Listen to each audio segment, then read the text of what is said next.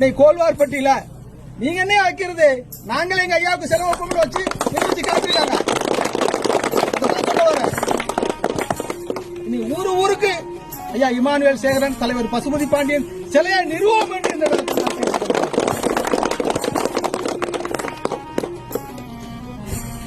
ஒரு காரணமும் இல்லாம என்ன நீங்க உங்களுக்கு சூழல் சரியில்லை 10 நாள் வெளியே இருங்கன்னு சொன்னாங்க. வெளியே போன நான் ரவுடி கூலி போட என்ன சித்தரிக்கிறாங்க.